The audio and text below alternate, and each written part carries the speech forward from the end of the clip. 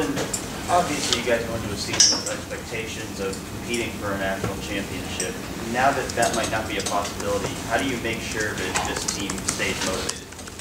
No, that's something we work on, not today. That's something we've been working on all year, and that's we try to get a very close team that cares about each other, that plays really hard, and it's not going to be some speech I give to the team. So it's a process, it's a journey that we're on, and there's still plenty of great things ahead. So. Middle row back, Steve. Yeah, Coach. Back in the middle. One of the things that maybe came out of this game was maybe a lack of discipline. You guys had personal foul penalties that allowed them to extend drives and things on offense as well, where you just didn't keep it a clean game. I don't know. What's your thought about how those things have kind of crept into your team's play, and how frustrating it must be, for the players and coaches alike? Yeah, there was a couple of devastating penalties that kept drives alive, and no excuse for them, and we addressed them, and I can think of 2 or 3 right on top of my head. They were drive savers, they had targeting, and then you had a couple just silly penalties. So yeah, that's something we've addressed, and you can't, those kind of games, you can't have those. Was the targeting, was that out of frustration because they couldn't get there, or what explanation were you given on, it appears he headbutts the quarterback. I don't know, what was going on there? I talked to him, he just came up and apologized, and it was, unique. It wasn't an open field type thing. He was just lunging at the ball is what he told me. So there was no intent, is what he told me. Front row left, Mitch. Urban, have you been able to put your finger on any of the reasons for JT's inconsistency between the 2 games, Penn State, Iowa West? Yeah, really inconsistent.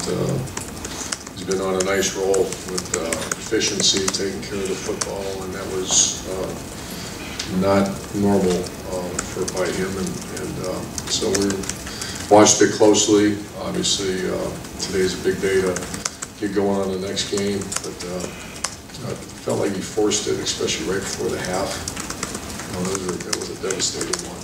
So just, we're not a sling 'em type group. We're a highly efficient throwing team, and he's been great up to this point.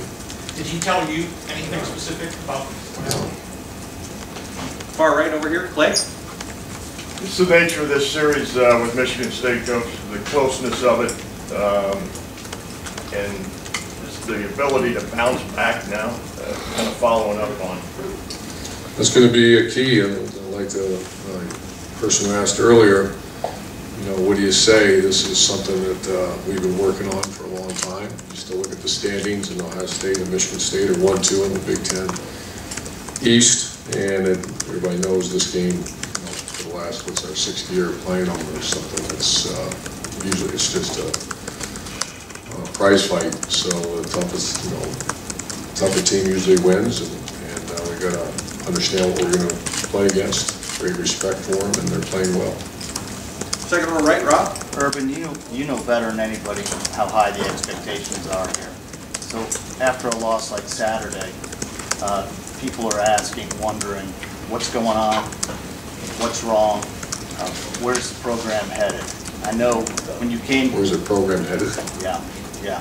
When you came here, you took it to the top, you fixed it. I would imagine the challenge of keeping and maintaining that height is different than fixing something. Is there a problem with the program? We're playing Michigan State this week, and we've got to really practice well and fix a turnover issue on offense and play a little better on defense. Kicking was much better. Front row right, Bill. When you were down last week this time, you talked about the maturity that your team showed in rallying against Penn State. Iowa scored 31 straight points after the time at 17. Did you misjudge the maturity level or the ability, or is it a case of Iowa playing really well and just having a bad day? I think Iowa played well, and we didn't play very well, and turnovers and not being able to get off the field on defense caused that game to turn out the way it did. And you were asked this last week about J.K. Dobbins. and you said you don't micromanage. You've also said in the past years that you want to make sure that you're confident that they get the ball a certain amount of time. You only got 6 carries on Saturday. Is that something that you are disappointed with, or something you're going to make sure you're changing in the future? We have conversation about it. There's a huge disparity between, I think Mike's playing hard, I think JK's our starter. They had a couple nice runs.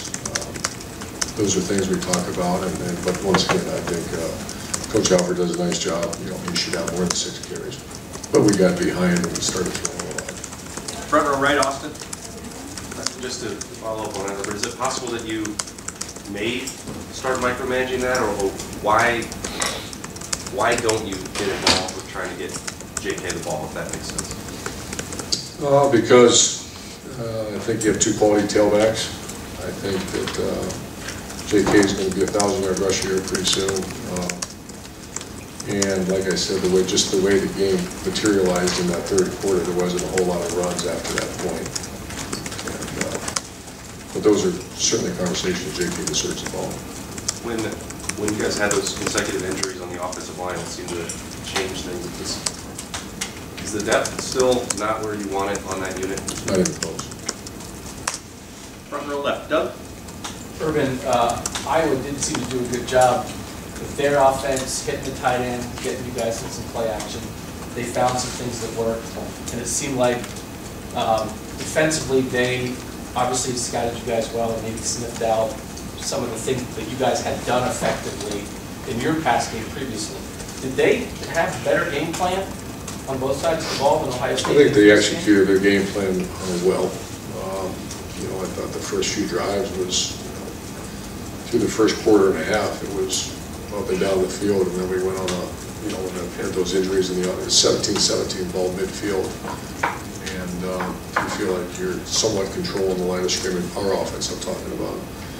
And high-end execution of the pass game, and then it just, a bunch of 3-and-outs, and we couldn't get off the field. And then they start panicking on the offense, and that's not good for anybody. After the Oklahoma game, we talked about, you guys noticed that the linebackers had gotten hurt in play action coverage at Oklahoma to get you guys there. That happened again against Iowa. When you have something that happens, you think it's fixed, and it happens again. Is that a failing of that position group and then of that position coach to allow that to happen again?